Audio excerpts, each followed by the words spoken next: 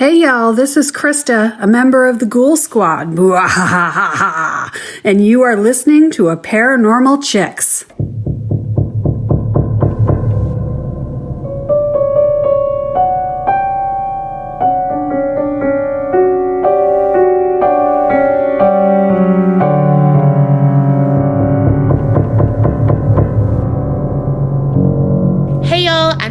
And I'm Carrie. And we are Paranormal Chicks. Sinister Sightings 33. And that's our lucky number. One of our favorite numbers. Yep. So this is going to be a shit show. No. Because I'm getting a cold. I know. But you know who's not getting a cold? Krista, because she sounds amazing. She freaking killed it with that intro. We are so excited that this week is kicking off our 31 Nights of Halloween. Yes, we just did a live, y'all. And it was a shit show.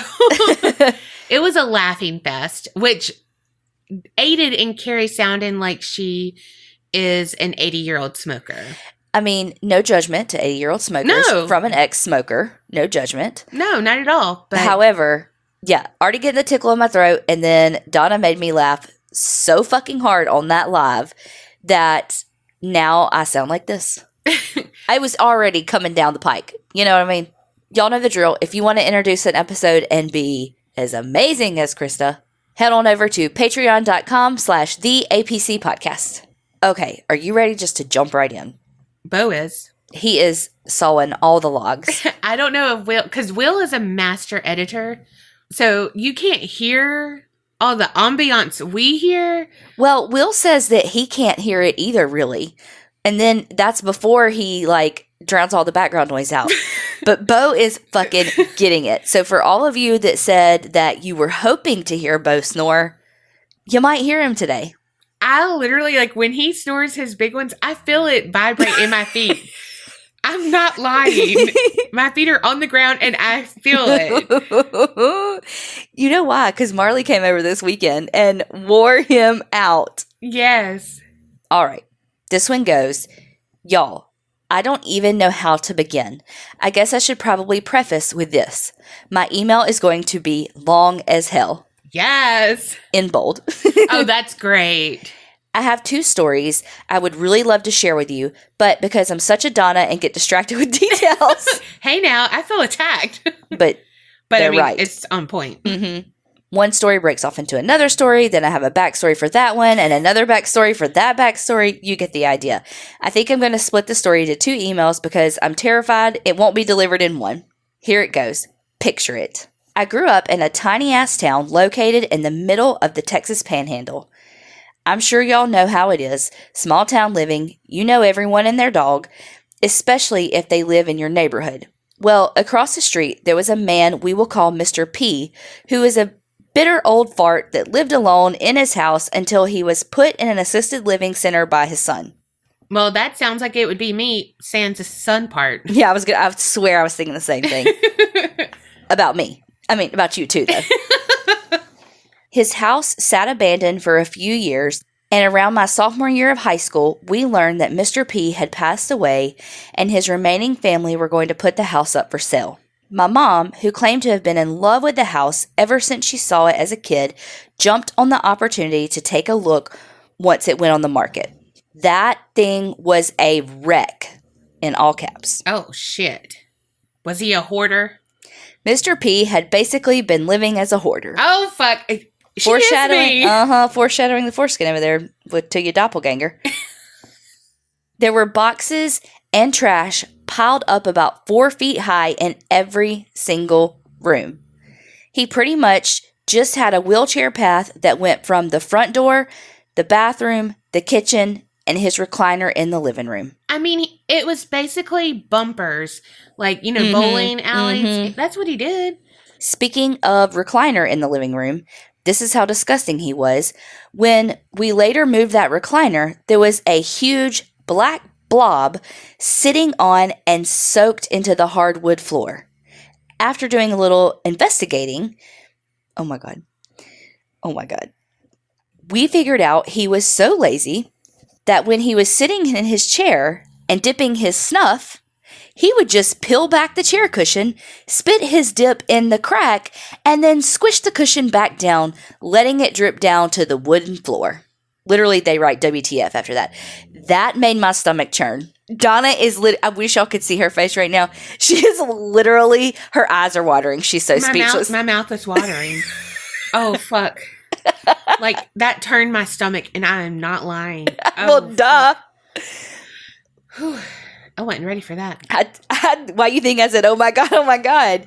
I was expecting you to go the shit route. I could have dealt with that. I was not ready. No. Oh, no. Oh, the smell. Ugh. There were canned food items in the kitchen that had bust and leaked black gunk from being so expired.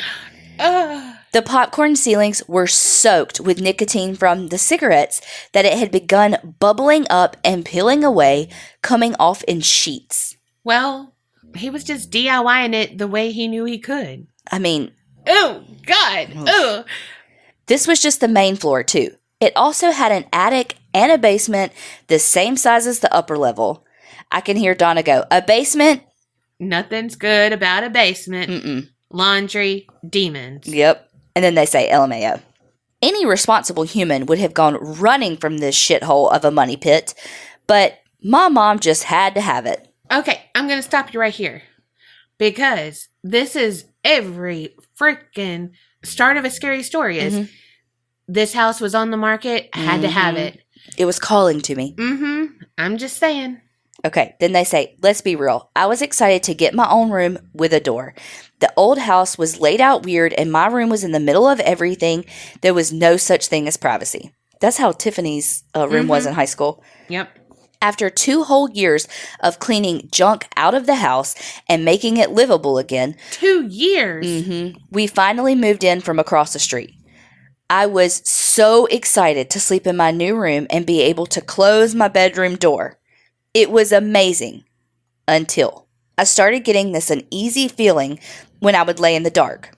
Remember, tiny ass town equals no light pollution, so once the sun goes down, it's dark. It was like the feeling you get when someone was watching you times 1,000. At first I thought, it's just new house jitters and they'll go away eventually. Nope. They started getting stronger and stronger until I honestly had the feeling a few times that if I reached out into the dark, I could touch whatever was giving me that feeling. Oh, fuck no. Nope, don't like that. I started waking up in my bed, already sitting up and staring at the wall that touches the headboard. Look up, child's pose. My legs were like that, but my back was straight up, not laying down. Guess what time it was when I looked at my phone? Yep, 3 a.m. Shit's pants.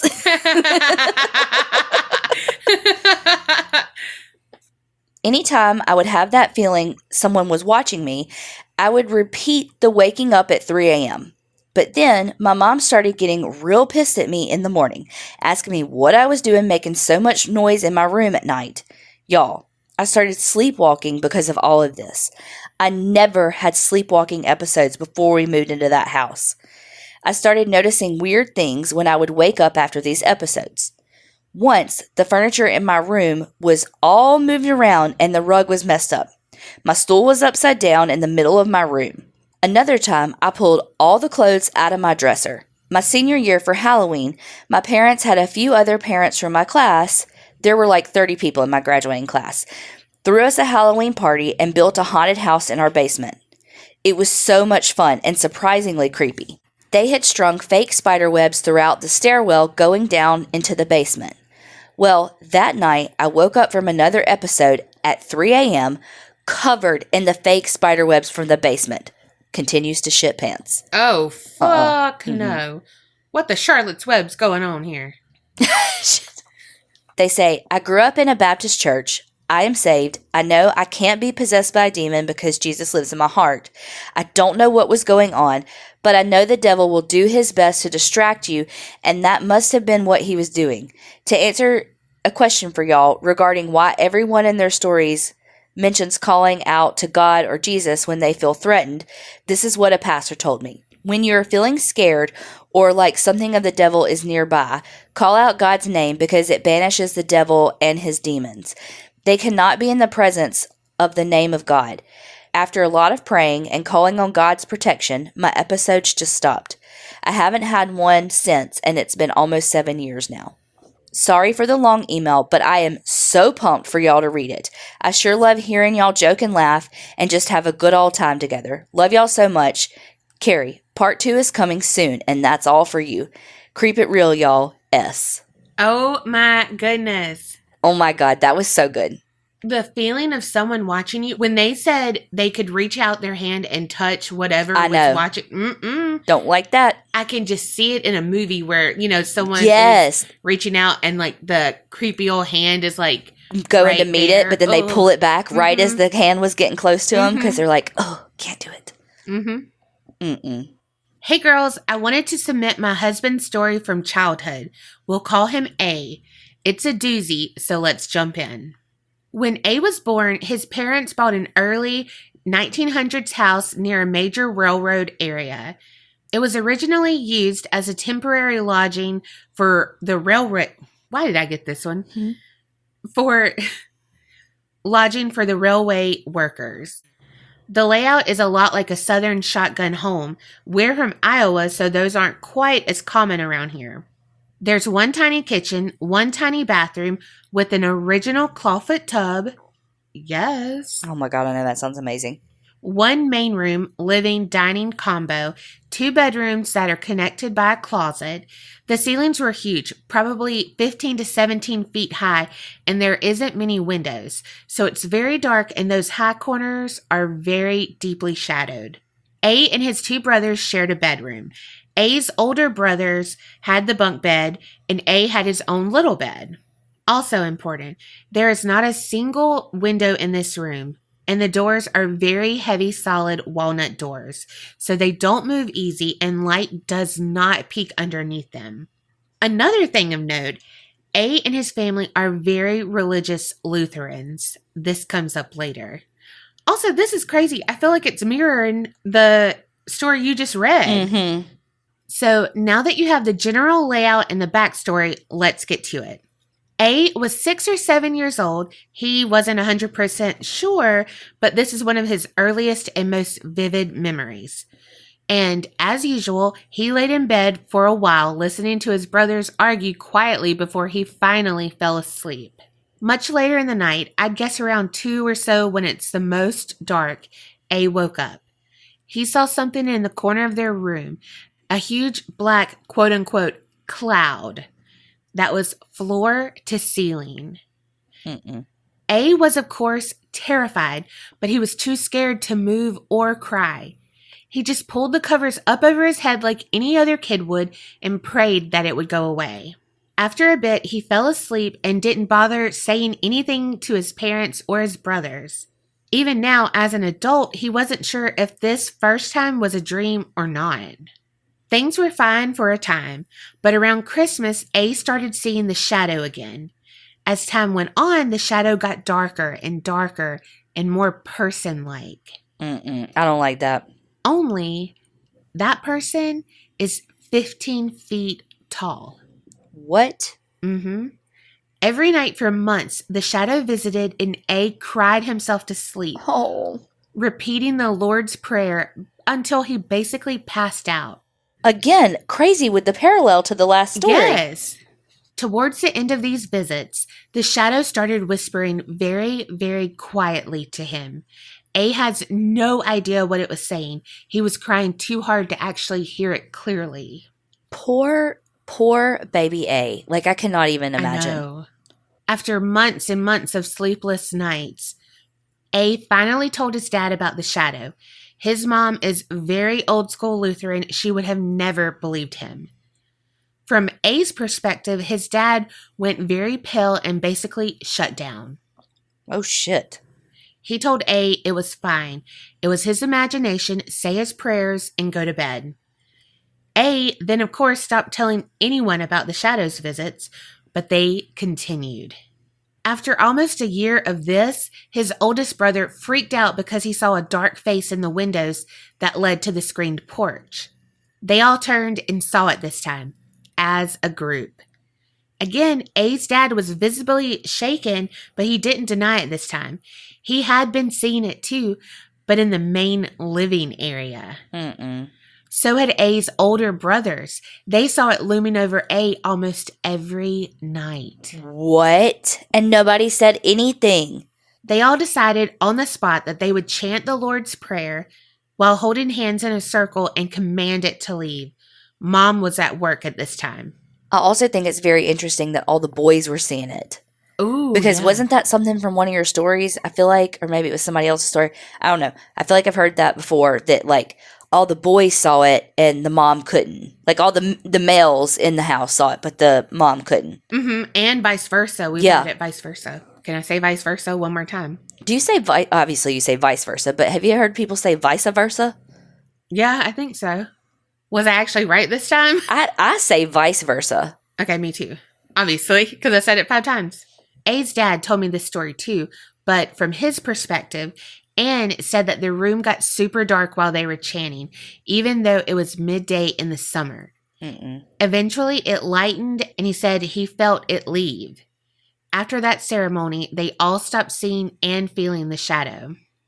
But something new started. Oh, shit. Very vivid dreams. Over the years, they all had what seemed like very boring dreams about everyday life and world events. What they didn't know at the time is that those dreams would come true. What? I say this like I know the story. I don't. I'm reading. You know as much as I know. A had a dream about our baby daughter at her first birthday, down to her outfit and decorations, 4 years before she was born.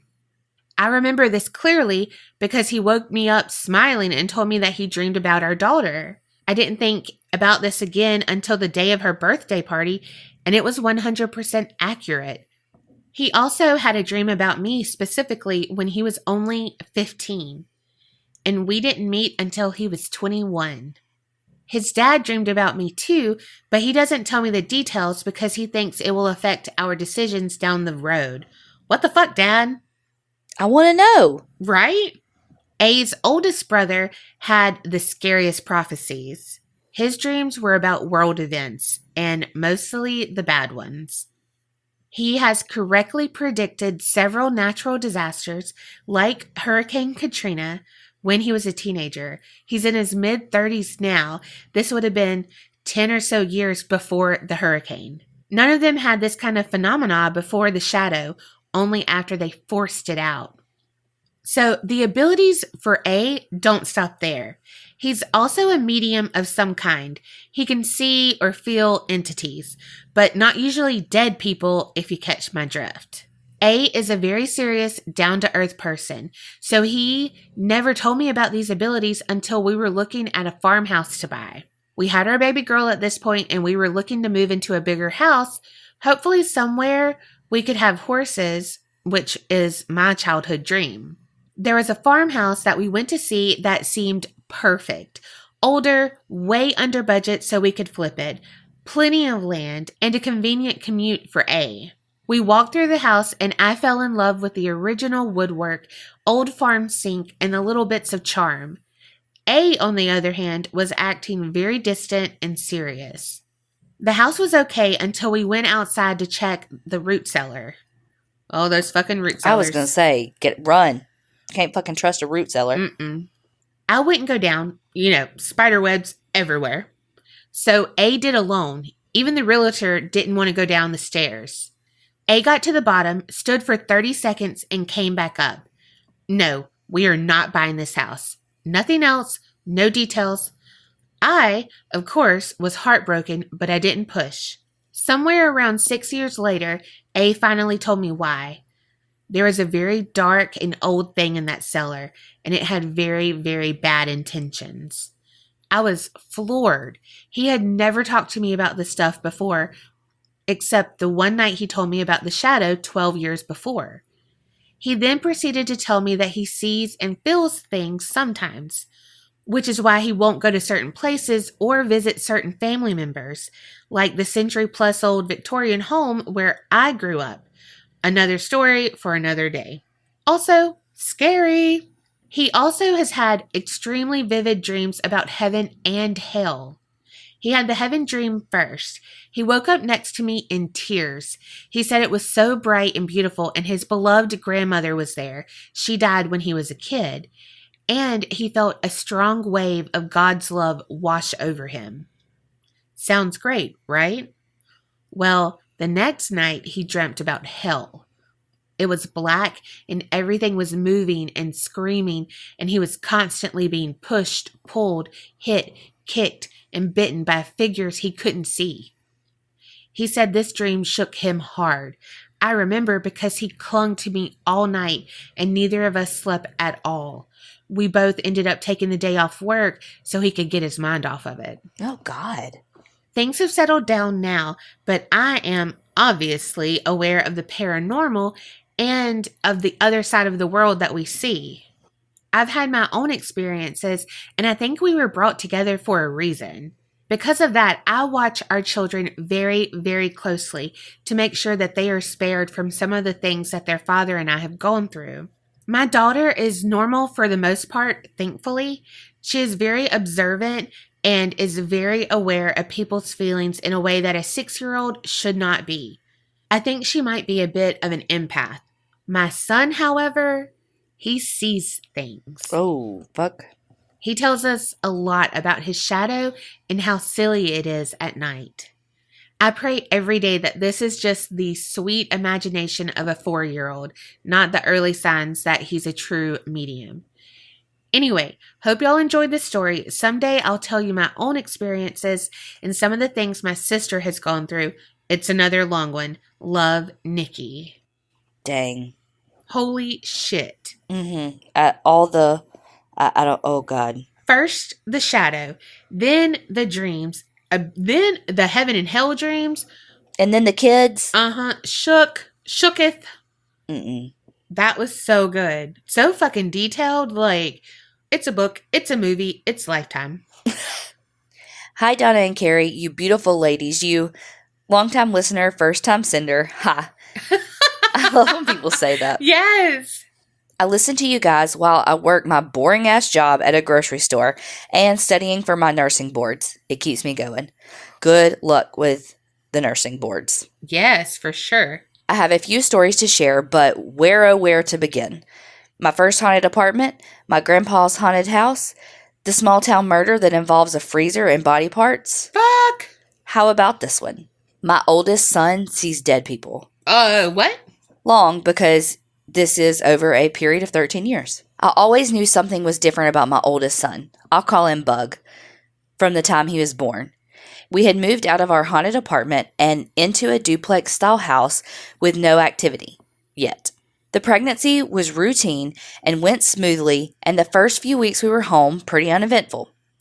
Then activity began picking up. I woke up to my front door being wide open one morning. Don't worry, evacuated the premises and called the police. They found nothing. And then the baby monitor began picking things up. Not an idiot. I know that baby monitors can pick up phone calls and stuff, but when the things coming through are, look at the baby and what a sweet child and sweet dreams, picking up phone conversations seems unlikely. As Bug grew, he began looking over my shoulder from time to time and smiling, showing toys to empty spaces and talking to no one in particular. Kind of creepy, but the doctors told me it was normal. Okay, question mark. Flash forward to when Bug was about 2. We visited the family in the Midwest, where my mom is from. And by visit the family, I mean visit the family, both living and past. Dun, dun, dun. My mom was driving, and me and Bug were riding on a beautiful summer day. Bug was pointing out cows and trees and a happy baby. As soon as we crossed the gates to the cemetery, Bug immediately shifted. I could see him getting upset and anxious. Getting out of the car was another story. He literally kicked and screamed when I got him out, and immediately put his hands over his ears and began screaming, loud, loud, loud. My mom, who is also as sensitive to some extent, but will deny it to the end, immediately picked him up, covered his ears, and said, "It does get loud sometimes. though she denies ever saying this. She took Bug out to the road, and I was left to clean up spots and put flowers out and say hello. Does it stop there? No. The next part is a little sad, but ends happy. When Bug was about 4, we found out our family was going to grow by 2 feet. We were over the moon. But after our initial excitement, we told Bug and asked him the standard question, do you want a baby brother or sister? Just trigger warning, y'all. In his innocent little voice, he said, I want a baby sister, but that one already has wings. She won't come home. Oh, gosh. I brushed off his little comment because he's 4, probably doesn't understand what having a baby means, and was unconcerned. About 4 months later, our sweet baby girl was born sleeping and had grown her wings and flown home. We were crushed, but Bug said she was beautiful now. About 8 months later, Bug was sitting down eating breakfast and immediately stopped and looked beside him, like when someone's talking next to you. He then looked at me and asked, Mommy, when does the baby in your belly come out? I said, the baby in my belly already came out and she went to heaven. He looked at me a little confused and said, no, the lady said there's a baby in your belly. When does it come out? I took a test and lo and behold, 2 pink lines. After proceeding hesitantly and the first ultrasound looming, we again asked Bug, are you hoping for a baby brother or baby sister? He looked up at us and beamed, I already know. I'm getting a baby brother and a baby sister at the same time. 8 months later, Buddy and Little Princess, aka Peanut, were born happy and healthy. Oh my goodness. I have other stories about Bug, but those were a few huge ones that stood out to me. Creep it real and don't stop being beautiful, Erin. Oh my goodness. Well, congrats on all your babies. Yes, and thank you for sharing. Yes. But I think too, like, how hard is it for a child to understand the loss of the baby that they thought was coming? Mm-hmm. And so how special that he understood at such a young age, you know? Yeah. Wow, that was amazing. Yes. Holy crap. And I mean, I need all your other stories. I was going to say, send in all the other ones that you mentioned. And more about Bug. Right? I swear I was going to say, send in all the Bug stories. Hey, Carrie and Donna. My name is Taya, and I'm from Texas. I love y'all's podcast, and I listen to it all the time, even now when I'm writing this. I'll try to keep it short. So, to set the scene, I was going to my friend's Halloween costume party. My parents weren't going, so it was like no rules. But anyway, the first thing we did was eat a crap ton of candy and nachos. Then we did the creepy light as a feather, stiff as a board. Mm-hmm. Been there. Mm-hmm. And when I got to go, I flipped because all of my friends' fingers were on me, but I got lifted, me being one of the smallest 13-year-olds in my school. So after that, I was like, guys, let's do a Ouija board. No. Only me and another girl wanted to do it, so I'm like, hell yeah. We went into a dark room after I made my homemade Ouija board out of a piece of paper and a water bottle cap for the planchette. The girl tried to do it by herself and it didn't work. Another thing I forget to add, that me and only 2 other girls were lifted during the game, but this girl did not get lifted, so I knew something was up. When I put my fingers on the planchette, I knew there was something dark. We did a thing like, is anyone there? And something responded, yes. So you know I'm going to ask, are you a nice spirit? And it said, no. Oh, shit. I was like freaking the fuck out. And then the other girl had the nerve to ask if it was going to curse us. And the thing actually said yes. Nope. Don't like that. So I started freaking out even more. And I grabbed the Ouija board without saying goodbye. And I ripped it up and threw it in the trash. And then this motherfucker ran up to the girl who owned the house. And then that girl told her mom. And then she told my dad when he picked me up. So when we all got in the car, he was like, she told me you released a demon. Is that true? And all I was like, oh yeah, we were just messing around. This was never brought up again, but it still haunts me to this day because I don't know if it was really a demon or what. I love y'all so much, and I listen to you guys literally every day, and I am so sorry for any grammar mistakes. I hope y'all like my story and feel free to use my name. Love, Taya from Texas. Oh my gosh, Taya, that was so good. That had 13-year-old girl written all over it. I love know, it. I loved it. Also, LOL at the dad being like, so you released a demon? Is that true? Because I don't even know what my parents would have said. Like, get your ass in the car. What did you do? My mama would have been like, what the fuck did you do? I don't know what Patty would have said. Actually, this is what she would say. The parent would be telling her, like, look, your daughter released a demon. And, they'd say, demon. She'd be like, don't even go there. Mm-hmm. And put her finger up, Ricky Lake style, and be like, bye-bye, bitch. Mm-hmm. And then. Because the Elwyn kids could do no wrong, y'all. Duh. Okay.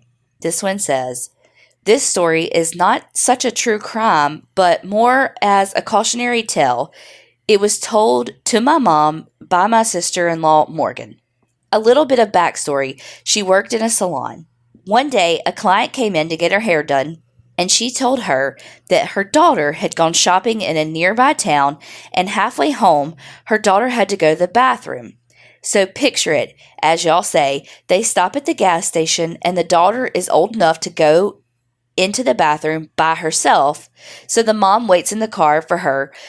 So the time is passing, and she thinks, she's been gone a while.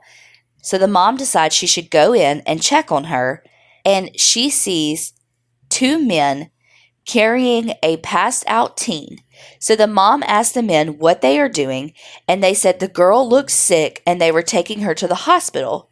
So the mom told them no way they were taking her anywhere, and it was her daughter, and they dropped her and ran as fast as they could. So the mom gets her to the hospital, and when she woke up, all she remembered was seeing a lady speaking in a foreign language on the phone and a white cloth with some kind of stuff that made her pass out. Oh my fuck. Needless to say, the story ended well. It could have taken another turn if the mom didn't go in and check on her. They think the ladies and the assholes involved were trying to kidnap her and sell her off for sex trafficking. Okay, sorry it's so long and my spelling and grammar are horrible. I have more stories to tell y'all. Hells yeah. Oh my gosh, send them all in. Okay, I'm going to say the title of this because what the fuck? These are picked by the date we get them. Mm-hmm. It's called The Creepy Old House That Tortured Me. Oh my gosh. Well, if you wanted to watch HGTV, think again because, honey, this real estate market down. It's going to crash after this episode. Oh, okay. Because we're that powerful. Yeah. Hi, ladies. I love your show. And now that I'm finally caught up, I wanted to share some of the creepy things I've experienced. Feel free to use my name so I can fangirl hard when you say my name on the podcast. LOL. Oh, it doesn't have her name. No, I'm just kidding, girl. We got you. All right. I live in Massachusetts, so a lot of the houses are really old, like 1600s old. I was living with my aunt, and she had always told me that weird things happened in her house. I have always been sensitive to paranormal activity around me, but I've never felt uneasy in her home. Well, until she left me home alone for the first time.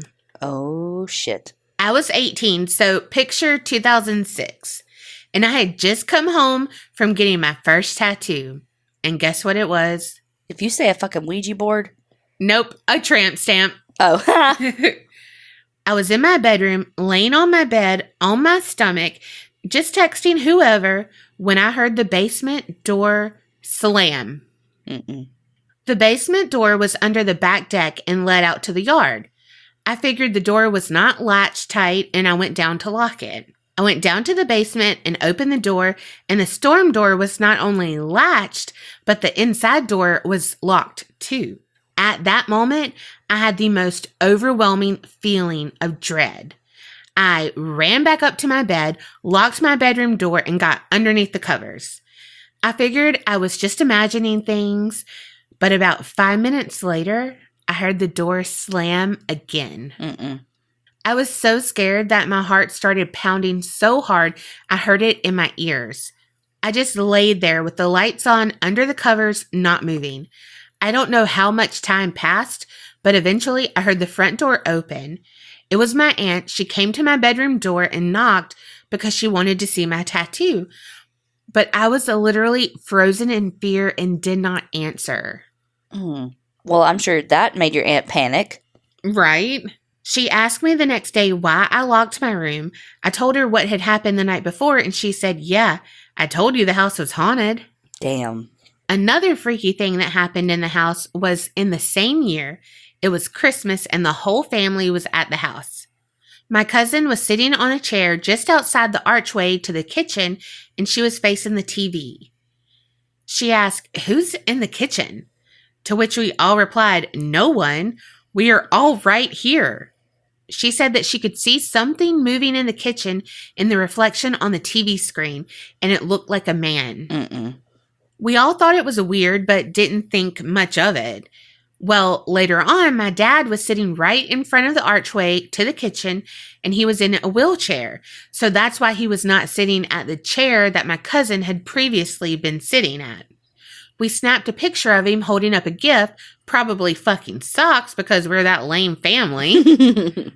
I mean, I'm totally the lame family too. I get my dad socks and underwear. We used to get my grandpa pajamas. That's so funny. I mean, pajamas are fucking expensive. They are. Well, hell. Well, women's panties, plus size women's panties, fucking expensive, y'all. Men's underwear, well, if you're not getting, like name brand shit, if you go to Walmart, you can have like a pack of 12 for $6. Meanwhile, one underwear cost us damn $7.50. $12.50. Yeah. Whatever, 50. We're not bitter. We're just saying. When we had the film developed, that picture of my dad was all in color, except his face was completely black and white. All of the other pictures from that film were completely fine. Weird. He was sitting right in front of the spot where my cousin thought she had seen someone in the kitchen. We figured that the film was just developed improperly, so we took the negatives back to have the picture reprinted. It came out the same way, all color except for my dad's face. I would have attached the photo, but it's buried in a bin somewhere. If I ever get around to it, I'll post it in the Facebook group. I hope you like these stories. Sorry if it's too long and rambly. I have a ton more that I'll share if you want. I love, love, love listening to you gals. You get me through my workday. Creep it real, Brittany. Oh my God, Brittany. I hope you find that picture, but totally understand it being in the bottom of a bin. Yes. 100. Also, we want all the stories, Brittany. Keep sending them in. Yes. And that was not too long and rambly at all. We do not judge. Trust us. These were really good. So crazy how it was like almost like a theme for the stories. Talk about a fucking haunted house. Better not be this one. Oh, God, no. Dang. Those were really good. If y'all want us to read your story, send them in to us, aparanormalchicks@gmail.com. We have one more Sinister Sightings to read during the 31 nights of Halloween, and we want to try to make them all Halloween related. So if you have any stories, it can be funny, scary, silly, long, short, whatever. We want to know. Send them in, and y'all can be included on that Halloween-themed Sinister Sightings. So that means we need these stories in a week. So I'm super excited to see what y'all will share with us, because shit goes down on Halloween. This has been a good start to the 31 Nights of Halloween. I cannot wait for the freaking rest of the month. It is just beginning. I know. So y'all stay tuned for all of the Halloween goodness. And remember, creep it real and don't get scared.